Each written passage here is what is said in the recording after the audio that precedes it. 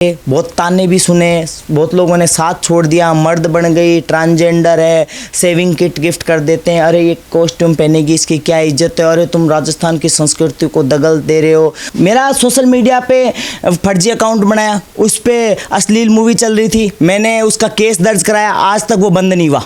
क्या किसी ने मेरे से आके ये पूछा कि प्रिया, सरकार ने जब तेरे लिए कुछ नहीं किया और आज तेरे पास कोई अर्निंग सोर्स नहीं है, तू किस दौर से गुजर रही है? मैंने बॉडी बिल्डिंग फील्ड चुना और बहुत साल हो गए, 8 साल हो गए, और मैंने 3 टाइम मिस राजस्थान हूँ। बहुत सारे नेशनल और स्टेट लेवल के मैंने गोल्ड सिल्वर जीते हैं।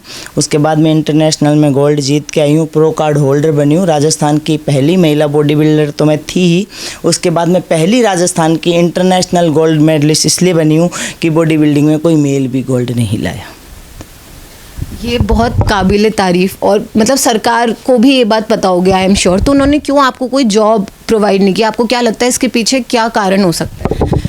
देखो, सरकार ने ऐसा तो है नहीं कि बुलाया नहीं, आप हरियाणा से चल के आए हो, पूरे वर्ल्ड में नाम है कि प्रिया सिंह एक महिला बॉडी बिल्डर है। वो जिस परिस्थितियों से, जिस संघर्ष से आई है, जिस पश्चिम क्षेत्र से आई है, वहाँ उसका बाल विवाह सर्वाइवर है। 5 क्लास तक वो पढ़ी है, उसके बाद ओपन से स्टडी की है, खेतों में काम किया है, मजदूरी की है। ऐसा कोई काम नहीं है जो प्रिया ने नहीं किया हो, और सरकार ने इसको अनदेखा किया है। तो इसमें वो सरकार बेहतर जवाब दे सकती है, मैं नहीं दे सकती। बस हाँ, एक महिला होने के नाते, खिलाड़ी होने के नाते दुख तो सभी को होता है और मुझे भी है।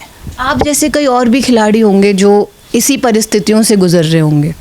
डेफिनेटली, और हम जानते भी हैं ऐसे बहुत सारे खिलाड़ी हैं जो इन परिस्थितियों से गुजर रहे हैं। बिल्कुल गुजर रहे हैं, मैं इस बात को एग्री भी करती हूँ और है भी। पर सरकार ना हम लोग बनाते हैं, हमें सरकार नहीं बनाती। अगर ये ऐसा ही दुर्व्यवहार होता रहा तो आने वाले टाइम में क्या सरकार आएगी? नहीं आएगी। तो खिलाड़ी बहुत मुश्किल से बनता है, खिलाड़ी हो चाहे विद्यार्थी हो चाहे कोई भी हो, अगर अनदेखा करते हैं तो ये उनके अधिकारों से उनको वंचित रखा जाता है, और ऐसा नहीं होना चाहिए। बिल्कुल नहीं होना चाहिए। अभी दिल्ली में प्रोटेस्ट हुआ, सारे खिलाड़ी वहाँ बैठे थे, आप भी वहाँ गई थी, तो उस पर आपका क्या कहना है? सरकार क्यों नहीं सुनवाई कर रही है? आपको इसके पीछे क्या कारण लगता है? सरकार भ्रष्ट है, और जो भ्रष्ट होंगे ना वो इस तरह की मानसिकता दर्शाते हैं।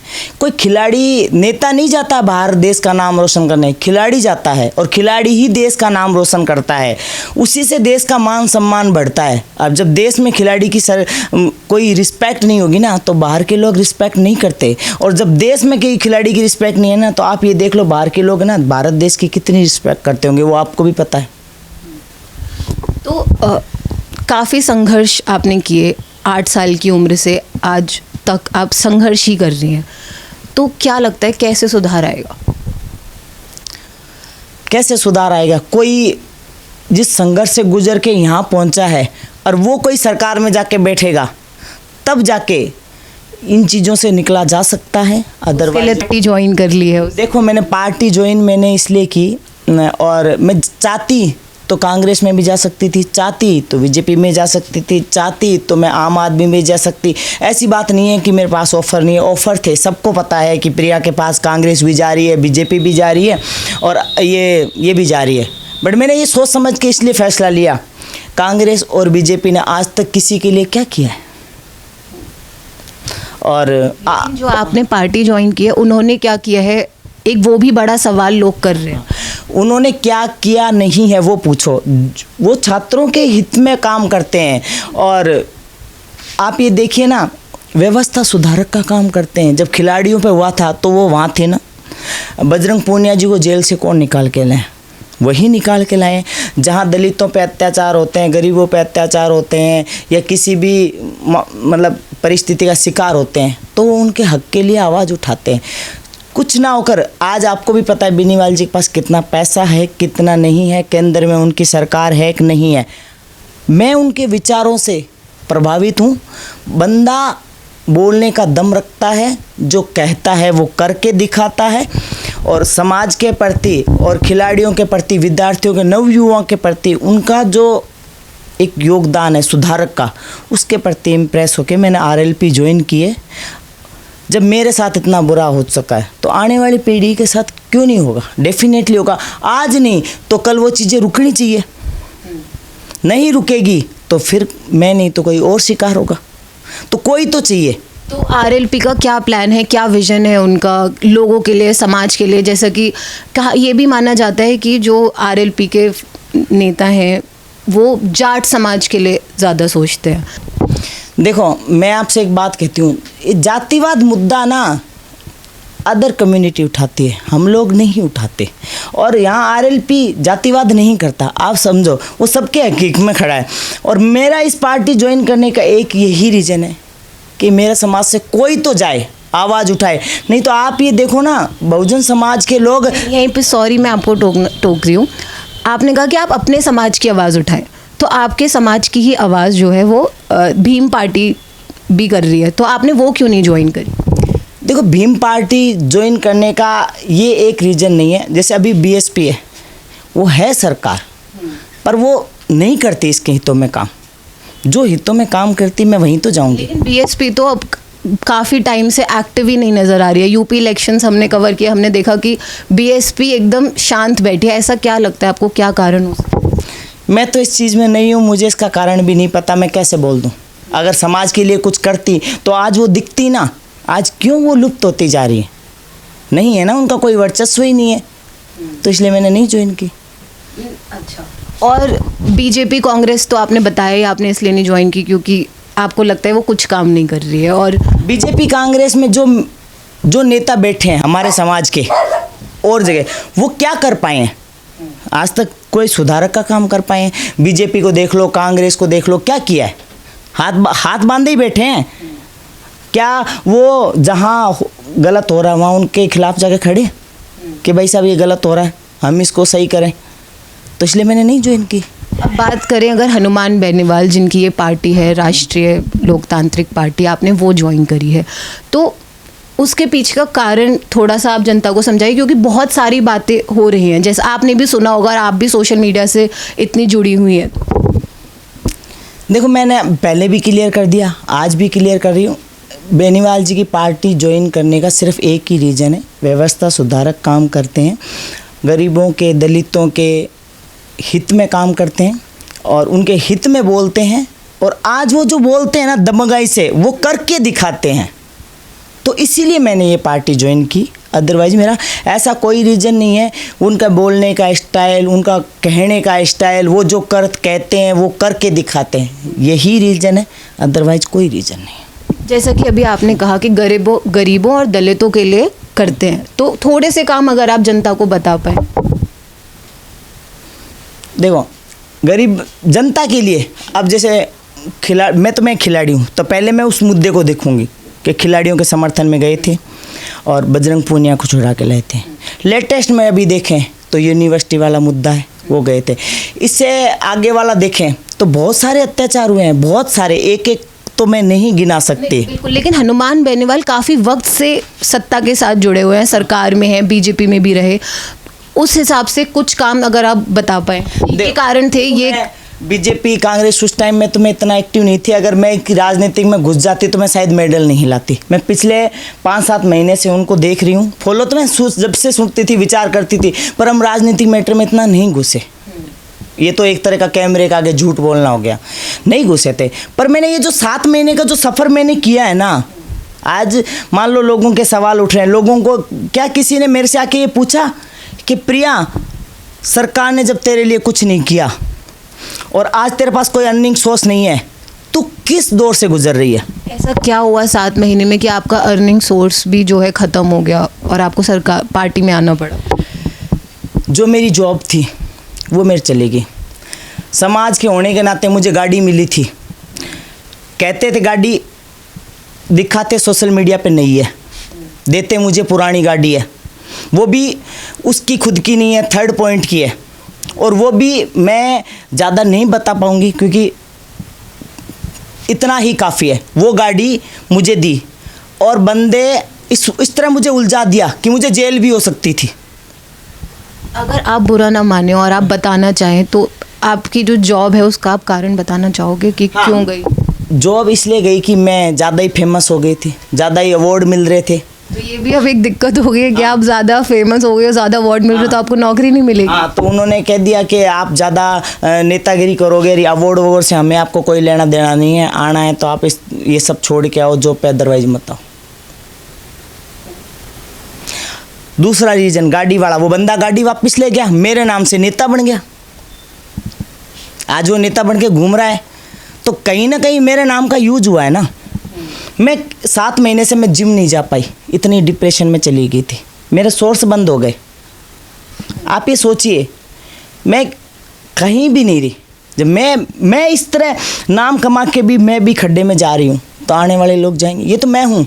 मैंने विचार विमर्श करके, मैं चाहती तो बीजेपी में जा सकती थी, कांग्रेस में जा सकती थी, आम आदमी में जा सकती थी। मुझे नहीं चाहिए ये, मुझे एक वो दम रखने वाला इंसान चाहिए जो बेनीवाल जी रखते हैं। और इसीलिए मैंने आरएलपी ज्वाइन की है कि मैं भी समाज सुधारक, व्यवस्था सुधारक का काम करूं, मैं भी लोगों के हितों के लिए काम करूं, जो भी मेरे पास है मैं वो काम कर सकूं। जैसे क्या काम पर आप ज़्यादा फोकस करना चाहेंगी? आप पार्टी से जुड़ चुकी हैं, अब आप उस राह पे चलेंगी जहाँ पे आप समाज के लिए सोचेंगी और आप काम भी कर सकती हैं उनके लिए। अभी तक आप अपने लिए कर रही थी, समाज के लिए भी कर रही थी, इतने सारे अवार्ड्स लाई, तब सरकार ने नहीं सुनी। अब आप शायद ये करना चाहती हैं कि आप सरकार में बैठ के समाज के लिए कुछ करना चाहती हैं। हाँ, महिलाओं के लिए मैं करना चाहूँगी। महिलाओं के जो हो रहे अत्याचार, उसके खिलाफ आवाज़ उठाऊंगी, उनके हित में बोलूँगी। जो महिलाएं पे जो क्रूरल्टी हो रही है, जिस तरह लोग कर रहे हैं, अभी देखो एक टीचर ने उसका रेप करके कुएं में पटक दिया था, उससे पहले महिला को भट्टी में जला दिया था। राजस्थान में ये केसेस कम नहीं आते हैं। राजस्थान में बाल विवाह, डाउरी और रेप्स तो बहुत कॉमन चीज़ है, लेकिन ये सरकार को क्यों नहीं दिख रहा? सिर्फ मैं यहाँ राजस्थान सरकार की बात नहीं करूँगी, मैं सेंट्रल गवर्नमेंट की भी बात करूँगी कि ये सब सरकार को क्यों नहीं दिख रहा। ऐसा नहीं है कि ये आंकड़े हम उनके पास नहीं है, सारे आंकड़े सरकार की तरफ से ही आते हैं, सब कुछ सरकार को पता है। उसके बाद इस इतनी इम्पॉर्टेंट बातों को नज़रअंदाज क्यों किया जा रहा है? आपको क्या लगता है? मैं एक नामी गिरामी चेहरा हूँ, आप भी हरियाणा से आए हो। मेरा सोशल मीडिया पे फर्जी अकाउंट बनाया, उस पर अश्लील मूवी चल रही थी, मैंने उसका केस दर्ज कराया, आज तक वो बंद नहीं हुआ। आज तक बंद नहीं हुआ कि भी मेरे फर्जी अकाउंट बंद कर दिए जाएं, नहीं हुआ। उसके बावजूद मैंने लाइव में आकर कहा था कि अगर आपने ये बंद नहीं किया तो मैं भूख हड़ताल पे बैठूंगी। मैंने ये भी बोला था कि आप क्या चाहते हो, क्या ये इस तरह अनदेखा करके मणिपुर वाला केस राजस्थान में हो? उसके 5 दिन बाद मणिपुर वाला केस प्रताप नगर में हो गया। वो हो गया ना। क्यों महिलाओं को अनदेखा कर रहे हैं? मणिपुर में जो हुआ, वो एक महिला, आप भी महिला हो, मैं भी महिला हूँ, अगर देखने से बुरा लगता है तो उनको नग्न अवस्था में घुमाया, उन पर हाथ फेरे, तो एक महिला ही दूसरी महिला की पीड़ा समझ सकती है, अदरवाइज नहीं समझ सकती है। कब जागेगी सरकार, कब करेगी महिलाओं के? क्या पोक्सो एक्ट इसलिए बना दिए कि सिर्फ उसी में रहे, बेटी बढ़ाओ बेटी बचाओ बेटी? क्या इसलिए बेटी बचाएंगे कि दूसरी के हाथों की कठपुतलियाँ बन जाएं? तो मैं सभी इन चीज़ों को देख के मैंने पार्टी ज्वाइन की है। मैं फिर कह रही हूँ आपसे एक चीज़, अगर मैं अपनी बात पे खरा नहीं उतरूँ तो आप ही लोगों को कभी भी मीडिया लेके आ जाना कि प्रिया जी आप उस दिन इतने बड़े बड़े दावे कर रही थी कि मैं महिलाओं के हित में करूँगी, जो भी है समाज के हित में करूँगी, जो भी है व्यवस्था सुधारक में करूँगी। क्या गए, कहाँ गए आपके वादे? अच्छा, सबसे इम्पॉर्टेंट बात यहाँ पर ये है कि जो लोग हैं ना, उनका भरोसा उठ गया है हर नेता से मोस्टली, क्योंकि बातें सब करते हैं जब पार्टी में आते हैं। जैसा कि आप भी जानते हो, सब आएंगे पार्टी में, बात करेंगे कि हाँ हम ये करेंगे, हम महिलाओं के लिए करेंगे, हम CCTV लगा देंगे, हम इतनी एजुकेशन अच्छी कर देंगे कि कहीं बच्चों को जाना नहीं पड़ेगा। लेकिन आज हालात राजस्थान के ही नहीं, पूरे देश के ही इतने ख़राब हैं कि महिलाएं एक बार स्कूल जब उन्हें पीरियड्स होते हैं तब वो सोचती हैं जाने से पहले कि नहीं जा सकती, क्योंकि इतनी गंदगी है, नहीं जा सकते, सेफ़ नहीं है। और हमारे देश का माहौल क्या ही है सबको पता है। देखो, मैं एक चीज़ आपसे बोलना चाहती हूँ कि जो महिलाओं पे जो हो रहा है ना, ये सिर्फ ये 50 दिन अच्छा ही होती है। 5 साल सरकार राज करती है आराम से, आम गरीब आदमी जहाँ वो मजदूरी करता है वो वहीं मिलेगा। सिर्फ 50 दिन में वो राजा कहलाएगा, जब उसके घर में राशन होगा, जब उसके घर में लोग आएंगे। और आपको सबसे बड़ी बात बताऊं, रिश्ते नाते सिर्फ 50 दिन के लिए जुड़ते हैं। काका तू है, भाई तू है, पिताजी मैं थारे पगा में। एक सर्व समाज का बंदा एक दलित के घर बैठ के रोटी खाएगा, पानी पिएगा, और उन 4 4.5 साल में तू किसका मैं किसका। लेकिन क्या आपको नहीं लगता इसमें लोगों की भी गलती है कि वो वोट ये सोच के नहीं देते? आपको क्या लगता है लोग क्या सोच के वोट देते हैं? आपका क्या मानना है? देखो मेरा ये मानना है 50 दिन तक भूखा आदमी और 5 दिन उसको रोटी मिलेगी ना तो वो उसको देवता दिखेगा, समझो। क्योंकि उसका रीज़न है कि वो सोच रहा है कि यार मैंने उसको नेता बनाया और मेरा कुछ नहीं हुआ, मैं इसको करूँगा ना तो मेरा सब कुछ होगा। मुझे जो फैसिलिटी चाहिए, जो मेरा अधिकार है जो मेरे है वो मुझे मिलेंगे। मुझे जॉब, एक पढ़ा लिखा सोचता है मुझे जॉब मिलेगा, एक गरीब आदमी सोचता है कि मुझे राशन मिलेगा, मेरे को घर मिलेगा, मैं अच्छे दिन निकलेंगे। पर उसको ये भी पता नहीं है कि 50 दिन गए तेरे को ठोकर मार के बाहर निकाल देंगे। लेकिन उन्हें ये पता होना चाहिए। अब तो ये पैटर्न सा नहीं हो गया, लाइक सब न्यूज़ देखते हैं। मैं कह रही हूँ अनएम्प्लॉयमेंट इसका बहुत बड़ा एक रीज़न है। देखो इसमें गलती जनता की भी है। अरे हर बार में कांग्रेस बीजेपी पे आप विश्वास करके एक बार किसी और को तो मौका दो, एक बार तो किसी को मौका दो। लेकिन अब आम आदमी पार्टी पे लोगों का भरोसा थोड़ा होने लगा है, क्योंकि उन्होंने दिल्ली में जैसे बिजली मुफ्त दिया, उन्होंने एजुकेशन पे काम किया, तो लोगों को भरोसा हो रहा है। लेकिन अब लोगों का वो भरोसा जो दिल्ली में आम आदमी पार्टी पे किया गया था, दिल्ली वाले लोगों ने, वो भी कहीं टूटता हुआ नज़र आ रहा है। मैं तो देखो पिछले 2 बार से आम आदमी आ रही है और मैं इतनी एक्टिव भी नहीं थी ना, मुझे पता। हाँ मुझे ये ज़रूर पता था कि अब थोड़ा विश्वास आया, क्योंकि जो जमुना का पानी आया था जिसमें लोग डूबे थे, तो वो कह रहे थे कि भाई केजरीवाल जी ने ये बोला है कि मैं इसको झीलों की नगरी बना दूंगा, तो वो झीलें ही झीलें दिख रही है। और बिजली मुफ्त केजरीवाल जी ने तो हमारे गहलोत जी ने भी तो दी है, पर थोड़ा आने वाले टाइम में वो भी बंद हो जाएगी।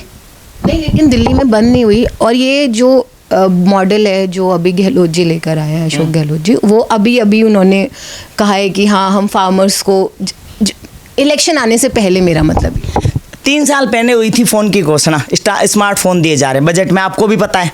और 3 साल बाद क्यों मिले? क्या जब उनके पास बजट नहीं था? अभी चुनावी टाइम में क्यों दिया उनको फ़ोन, पहले क्यों नहीं दिया? और फ़ोन सबके घर में है, स्मार्टफोन है, ये सबको पता है। उसी जगह पे आप किसी महिला को सिलाई मशीन देते, रोज़गार का साधन देते, तो वो अच्छाई थी क्या वो बुराई थी? स्मार्टफोन का क्या करेंगी महिलाएं? क्या उनके घर में नहीं है? पहले भी तो लैंडलाइन पे हर कोई सुनता था जाके। लेकिन चलिए डेवलप हो रहा है देश, तो उसमें तो कोई दिक्कत नहीं है कि जो महिलाएं डेवलप हो। नहीं, मैं ये नहीं कह रही इस तरीके से डेवलप हो। ऑफ कोर्स बहुत सारी चीजें नहीं, गरीबी झेल रही है, भूख तो मर रहे हैं, 10,000 का फोन लेके घूम रहे हैं। ये चीज लोगों को नजर क्यों नहीं आ रही? मेरा सवाल ये सीधा है कि ये चीज लोगों को क्यों नहीं नजर आ रही? वो क्यों नहीं सवाल उठा रहे कि हमें नहीं चाहिए भाई फोन, हमें दो सिलेंडर, हमें दो थोड़ी आज़ादी, हम आराम से कहीं जा सके? क्यों नहीं ये बात महिलाओं को समझ आती? क्यों महिलाएं आज भी घूंघट में खुद को रखी हुई हैं? ये पिछड़ा समाज ही है ना हमारा। माननीय मुख्यमंत्री जी ने कहा था कि मैं राजस्थान को घूंघट से पर्दा प्रथा मुक्त करना चाहता हूँ। मैंने आज से 8 साल पहले कर दिया था। जब मैं नहीं उनको दिखी तो जनता क्या दिखेगी? मैं भी तो महिला हूँ। मैंने क्या समाज और सोसाइटी की सोच बदलने में कामयाब नहीं हुई? क्या मैं जिस घर की बेटी हूँ, जिस क्षेत्र से आती हूँ, घूंघट से, जहाँ लिमिटेड 5 कलर है, बाल विवाह सर्वाइवर हूँ, छोटी एज में माँ बन गई, बहुत कम क्लास में पढ़ी हूँ और आज वो इंटरनेशनल पे मेडल जीत के आई है, ये कम बात नहीं है। जब उनको मैं ऐसी महिला तो इंस्पिरेशन है, मोटिवेशन बल्कि और महिलाओं को देना चाहिए, जो कि अच्छी बात है। जो आपने किया वो एक काबिले तारीफ भी बहुत छोटा वर्ड है उसके लिए। आपने बहुत समाज को बदलने के लिए, खुद को इतना ऊपर लाने के लिए बहुत मेहनत किया, जो कि सबके बस की बात नहीं है। आजकल लोग उसी जगह पे थम जाते हैं क्योंकि सोसाइटी का प्रेशर, घर वालों का प्रेशर, वो लोग थम जाते हैं वहीं पे। लेकिन बहुत मैं खुद भी सैल्यूट करती हूँ आपके इस जज्बे को कि जो आपने कर दिखाया है वो बहुत बड़ी बात है। तो जब मैं नहीं दिखी तो और क्या जनता दिखेगी? मैं जो जीता जागता हूँ वो एक ऐसा कहता है ना, एक ग्रहण सा हूँ जो मैं 24 घंटे घूमता हूँ। मुझे मुंबई में सम्मानित कर दिया, मुझे दिल्ली में सम्मानित कर दिया, मुझे जगह जगह से वो अदर सरकार सम्मानित कर रही है और हमारे राजस्थान की सरकार हमारे लिए सो रही है। तो ये मेरा सौभाग्य है, एक दुर्भाग्य है? लेकिन इतने सारे सम्मान के बाद आपको, आपने बताया मुंबई में सम्मान मिला, दिल्ली में सम्मान मिला, राजस्थान में सम्मान अभी तक नहीं मिला, लेकिन क्या आपको एक्चुअल लगता है देश ने आपका सम्मान किया है? लाइक गवर्नमेंट ने बेसिकली ये सम्मान, मैं ये नहीं कहती ट्रॉफी छोटी या बड़ी चीज़ होती है, बहुत बड़ी बात होती है, लेकिन क्या वो दिल से सम्मान करते हैं या सिर्फ ये टीवी के लिए दिखाने के लिए कि हाँ हमारे लिए मैटर करता है? क्योंकि अगर सम्मान करते तो वो आपको इस हालात में नहीं रहने देते ना। बिल्कुल, आप ये देखो ना, मैं नहीं मानती जातिवाद, पर उनके मन में जातिवाद है, उनके मन में डेफिनेटली जातिवाद है कि मैं जिस समाज से आती हूँ, जिससे आती हूँ, लोग उस समाज को ज़्यादा उठाने की कोशिश करते हैं। इन्होंने तो मेरा चैप्टर ही बंद कर दिया। चैप्टर तो मेरी जनता ने खोल के रखा है और अभी तक खोल के ही रखा है। जाती हूँ मैं, आती हूँ मैं, सम्मान दिया है हमेशा। मैं उनकी जनता की एक तरह की एहसानमंद हूँ कि उसने अपनी बेटी को बहुत प्यार दिया, बहुत सम्मान दिया है। आप मुझसे पूछ रहे हो कि आरएलपी ज्वाइन करने का रीज़न क्या, तो मैं कब तक जनता से लेती रहूँगी, देने का रीज़न भी तो ना। और बीजेपी कांग्रेस इसलिए क्योंकि जब उनके मन में मेरे लिए रिस्पेक्ट नहीं है, जो मुझे बनाया, उनके लिए क्या रिस्पेक्ट होगी? तो वो क्या करेगी मेरे लिए, मेरी जनता के लिए? मैं हमेशा स्टेज पे बोलती हूँ कि आप लोगों ने मुझे जो जितना प्यार दिया है मैं उसका 2 गुना आपको दूंगी। किस तरह दूंगी? क्या रीज़न है? मैं खुद किराए के मकान में रहती हूँ, मेरे पास खुद के पास गाड़ी नहीं है, मेरे पास खुद के पास इतना बड़े धोखे हो गए। आप बताओ क्या कैसे दूंगी? मुझे कोई ना कोई तो स्टेप उठाना ही था ना। और मैं ये मानती हूँ आप कोई भी पार्टी में रहो, ईमानदार रहो, आपको लोग विश्वास करके जिताते हैं तो आप उस विश्वास उनका जीतो, लड़ो लोगों से। सरकार में बैठे हो तो सरकार से लड़ो, भाई आप ये करो, लोगों ने हमें बनाया है। ऐसी सरकार में जाके मैं क्या करूँगी जो जिसने मेरे लिए चैप्टर बंद कर दिए, जो खुद ही आज तक अपने खुद के दिए हुए वादे पूरे नहीं कर पाई। वो मैं मेरे पास जो लोग आए, जो मैंने उनसे वादे किए, वो मेरे क्या पूरे करेगी? तो सबसे बड़ा रीज़न ही है। बहुत सारे इलेक्शन कवर करी, तब मैं लोगों से मिली भी और मैं लोगों से बात भी की, तो लोग कहते थे कि, लोग कहते हैं अभी भी, कहते थे नहीं कहते हैं अभी भी कि सरकार सिर्फ, और जो नेता हैं वो सिर्फ तब आते हैं जब इलेक्शन आता है, 50 दिन। हाँ, लेकिन ये बात लोगों को भी पता है और ये बात नेताओं को भी पता है। तो कहाँ कमी आ रही है, गैप कहाँ है वोट देने के टाइम? देखो, जितना अभी 1 साल में सोशल मीडिया एक्टिव हुआ ना, उतना पहले नहीं था, पहले नहीं था। तो इस बार सरकार में बहुत बड़ा बदलाव आएगा, क्योंकि लोग घर घर सोशल मीडिया है, घर घर लोग एक्टिव है। किस दौर से गुजर रहे हैं, किस दौर से नहीं गुजर रहे। पहले जितनी जनता अब भोली नहीं है, अब समझदार हो चुकी है। तो इस बार जो बदलाव आएगा ना, वो बहुत बड़ा आएगा। अब दिसंबर में चुनाव आने ही वाले हैं, हाँ, तो अब बहुत बड़ा बदलाव आएगा। किस बदलाव की उम्मीद आपको, किस तरीके के बदलाव? समझदार हो गई है जनता, उनको अपने हक भी पता है, किसको कैसे मिल रहा है, किसको कैसे नहीं मिल रहा, वो सब पता है। जब चुनावों के परिणाम आए तब देखना। आप खुद रोज मुद्दे ला रही है, आपको नहीं लग रहा अब जनता समझदार होगी? जनता समझदार हो गई, लेकिन वो कुछ ही लोग हैं जो मुद्दों को उठा रहे हैं। जब हम मिलते हैं तो वही, या तो कुछ वॉलंटियर्स हैं किसी पार्टी के, या कोई किसी पार्टी से ज़्यादा अटैच्ड है तो वो उसके बारे में बात कर रहा है, और फिर एक दूसरों की कमियों पे ज़्यादा ध्यान दिया जा रहा है, रादर देन टेलिंग कि नहीं, ये चीज़ जो है ये जनता तक नहीं पहुंच रही है। जनता का इन्वॉल्वमेंट कम है, वॉलंटियर्स का इन्वॉल्वमेंट मुझे ज़्यादा लगा पर्सनली। ना तो मैं जनता की बात करूं, ना मैं सरकार की बात करूं, ना मैं वॉलंटियर की बात करूं, मैं मेरी बात करूं या मैं आपकी बात करूं। मैं कह रही हूं गए हो, जहां आप रह रही हैं उस समाज की भी बात कर सकते हैं, जो आपके आसपास लोग हैं उनका क्या सोचना है आप? मैं मेरी बात कर रही हूँ। अपन एक फॉर एग्जांपल अपन दोनों बात करें। मैं ये कह रही हूँ, गए 5 साल, जो सफ़र कर रहे हैं 5 साल, जो आने वाले 5 साल, आप उनमें खुद में एक कंपैरिजन कर लीजिए और आप खुद सोच लीजिए कि आपको क्या करना है। उससे बड़ा मुद्दा आप तक नहीं मिल सकता। क्या गए जो 5 साल में आपके बच्चे, आपके परिवार, आपको सुविधा मिली है? क्या प्रेजेंट में जो 5 साल है उसमें आपको क्या मिला है, क्या नहीं मिला, कितना सुख? सिर्फ 50 दिन का सुख मत देखिए, 5 साल का सुख देखिए। सिर्फ राशन के कट्टे पे मत जाइए, सिर्फ स्मार्टफोन पे मत जाइए, सिर्फ सिलेंडर पे मत जाइए। मैं कहती हूँ ये जो 5 साल से सफ़र कर रहे हैं वो देख लिए, या फिर आपको आने वाले 5 साल है वो देख लीजिए। ये आपका फैसला है, मेरा फैसला नहीं है। मैं खुद ही कहती हूँ। लोगों से अपील है मेरी कि गए जो 5 साल, प्रेजेंट में जो 5 साल जी रहे हो, या आपको आने वाले 5 साल कैसे लाने, वो देखना। ना कि स्मार्टफोन पे जाना, ना कोई राशन के कट्टे पे जाना, ना सिलेंडर पे जाना, ना बिजली पे जाना, क्योंकि ये 50 दिन की चमक है। 4.5 साल आपने क्या झेला है वो ज़रूर याद करना। ये मुद्दा है। मैं क्या कहती हूँ मेरी मत सुनो, वॉलंटियर क्या कहते हैं मेरी मत सुनो, सरकार क्या कहती है मेरी मत सुनो। तुम्हारे घर में कितना तुम सुखी हो, कितना दुख हो, वो तुमसे बेहतर कोई नहीं जान सकता, वो तुम फील करो। आपके परिवार में लोग हैं, आपकी बेटी भी है, मैंने देखा, बिल्कुल मैंने सुना उनसे कि वो आपके लिए बहुत, जैसे BBC पे आपकी एक न्यूज़ आई थी तब मैंने देखा था कि वो आपके लिए सब कुछ करती है। थोड़ा सा आप बताओगे कि आपने अपना फैमिली का जो मतलब बॉन्डिंग है और जो कैसे ग्रो करा आपने, अपनी फैमिली का स्ट्रक्चर कैसे चेंज और कैसे बदलाव लाने की कोशिश की आपने अपने घर में। मतलब जब आप थोड़ा ही कि मैसेज दोगे लोगों को कि पहले खुद से शुरुआत करो, तो वो थोड़ा सा आई थिंक अच्छा मैसेज जाएगा। कोई भी काम करो, ज़रूरी नहीं आप बॉडी बिल्डर बनो, कुछ भी काम करो, आपके अंदर से खुद के रिस्पेक्ट आनी चाहिए। मैं एक बेटी की माँ हूँ। मैं हमेशा मेरी बेटी से कहती हूँ कि बेटा ऐसी कोई बात हो आपके साथ में तो आपको मुझे बताने में शर्म आ रही है, तो आप अपने दिल में खुद झांक के देखो, उसको मत करो। उसी तरह मैंने अपनी बॉडी बिल्डिंग की शुरुआत की। मेरे फैमिली को, ज़्यादातर मेरे पापा को, मेरे घर वालों को पता नहीं था कि बेटी ऐसा कुछ काम करती है। कहते हैं कैसे पता चला? कहते हैं कि किसी के आइडल कौन होता है। मेरा आइडल मेरा पापी पेट था, और वो इसीलिए था, किसी ने बोला था कि सरकारी आदमी 5 साल में नहीं कमा पाता जितना एक बॉडी बिल्डर 1 साल में कमा लेता है। तो मैंने ये सोच लिया कि कितने साल ज़िंदगी, क्योंकि जिम ट्रेनर आप यंग हो जब तक हो, ओल्ड होने पे आपको कोई नहीं पूछेगा। तो फ़र्क इतना है कि प्रिया तुझे कितने साल नौकरी करनी है, भाई 5 साल नौकरी कर, 5 साल कमाऊंगी तो हो गए 25 साल। 25 साल एक आदमी की तीसरी नौकरी होती है 30 साल की, तो वो सरकारी आदमी जितनी हो गई। मैंने कैलकुलेशन कर लिया था, पर मुझे ये पता नहीं था कि एक आदमी 5 साल में जितना नहीं खाता एक बॉडी बिल्डर इतना खा लेता। मैं इतना खर्चा आता है।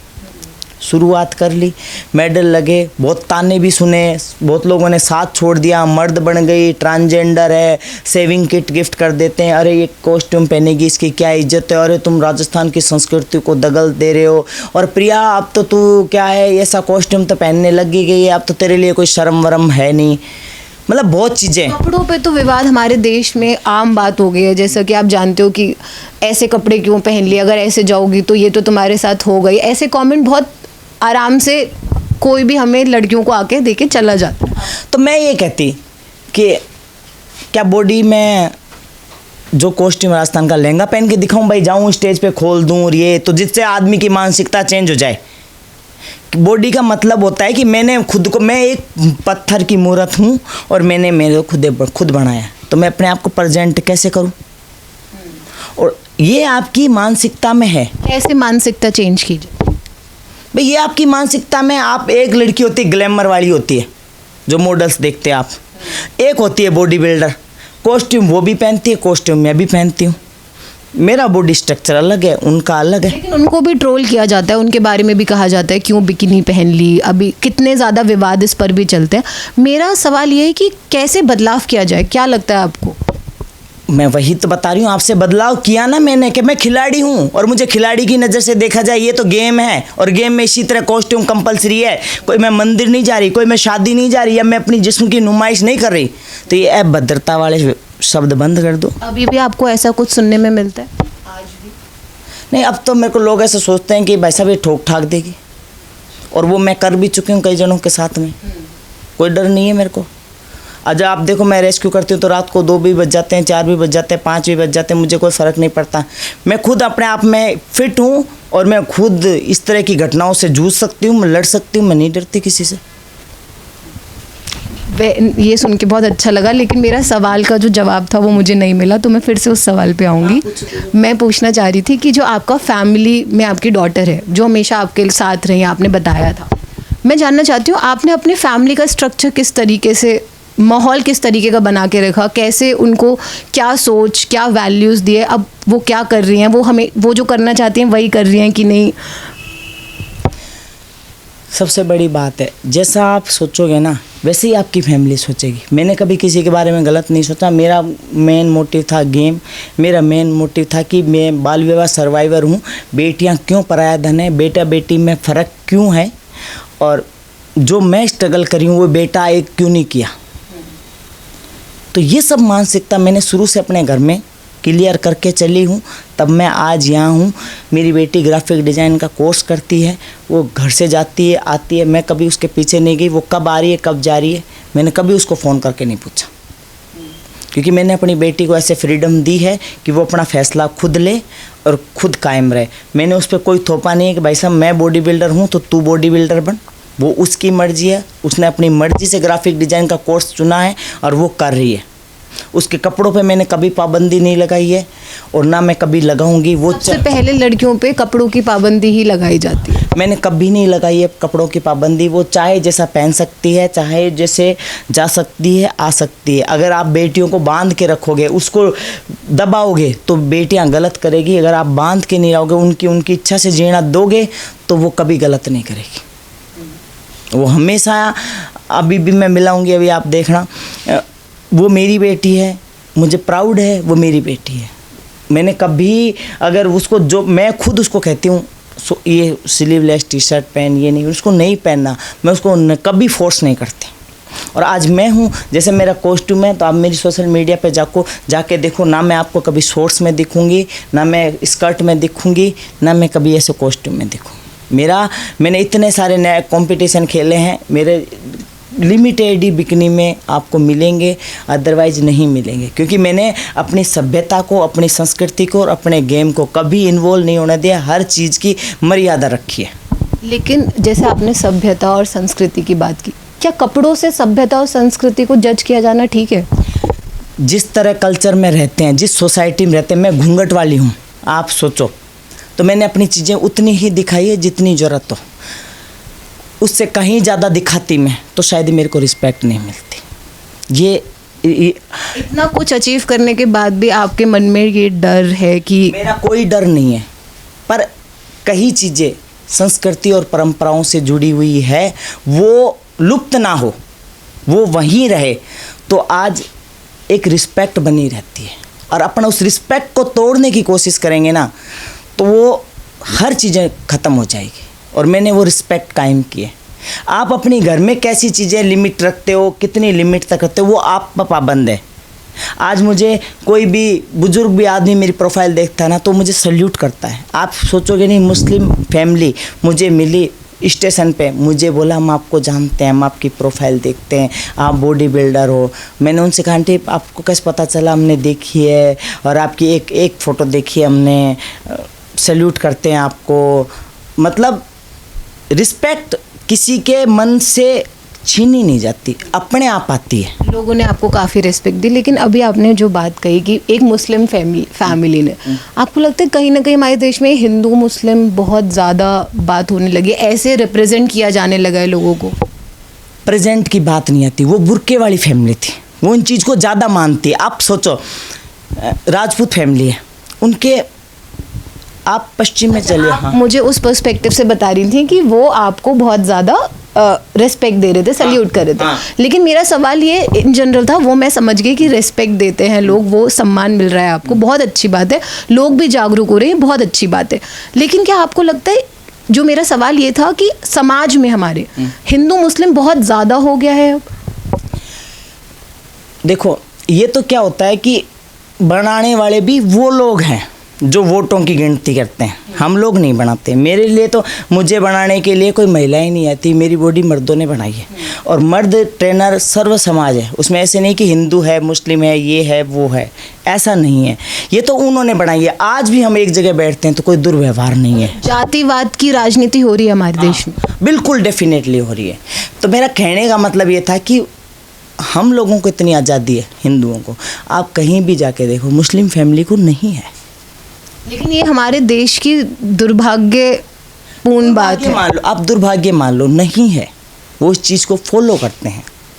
आप सोचो, आप कितनी सर्वे करो, आप राजस्थान मैं आपको एग्जाम्पल, एक मिनट, सॉरी टू इंटरप्ट। आप राजस्थान में देखो, बहुत सारी लड़कियां फिटनेस में हैं, बॉडी बिल्डिंग में हैं, पर मुस्लिम फैमिली से आपको नहीं मिलेगी। यही इसीलिए मैंने कहा, सॉरी टू इंटरप्ट, जैसे कि आपने एक मिसाल कायम की कि आपके यहाँ भी घूंघट, पर्दा, आपके खुद बाल विवाह हुआ, और राजस्थान में ये बहुत नॉर्मल है, लोगों के लिए कोई बड़ी बात नहीं है। तो मुस्लिम समाज क्यों नहीं आगे बढ़ पा रहा है? आपको क्या लग रहा है कि वो क्यों नहीं अपने उस विचारधारा या उस समाज से बाहर आ पा रहा है? क्या लगता है? ये तो आपको मुस्लिम फैमिली ज़्यादा देगी, मैं नहीं जवाब दे सकती, क्योंकि वो उनकी कम्युनिटी है, वो कैसा सोचती है अपन उसके विचार नहीं समझ सकते। अनएम्प्लॉयमेंट आपको लगता है इसके पीछे एक बड़ा कारण? नहीं, मैं कैसे कह दूं किसी के बारे में, वो ही इस बात का सही जवाब दे सकती है, मैं नहीं दे सकती। मैं मेरा दे सकती हूँ, मेरे जो आसपास के एनवायरनमेंट है मैं उसका दे सकती हूँ, अदर का मैं कैसे दे दूँ? नहीं, लेकिन देश, अब आपने एक पार्टी ज्वाइन करी है तो आप एक देश को देखेंगी, आप लोगों से मिलेंगी। यहाँ पे भी राजस्थान में हिंदू, मुस्लिम, सिख, ईसाई हर प्रकार के लोग मिलेंगे। तो मैं देखो, जहाँ अधिकारों की बात है, जहाँ ज़रूरत की बात है, जहाँ मदद की बात है, उस जगह मेरा इक्वल है, पर उनके विचार क्या है उसमें मैं कुछ नहीं कह सकती जी। बहुत बहुत धन्यवाद आपका। तो ये थी हमारे साथ प्रिया सिंह जी, जिन्होंने हमसे खुलकर बातचीत करी। आपको क्या लगा? कुछ सवाल अगर आपके हैं तो हमें कमेंट सेक्शन में ज़रूर बताइए, हम उनसे फिर से पूछने आएंगे।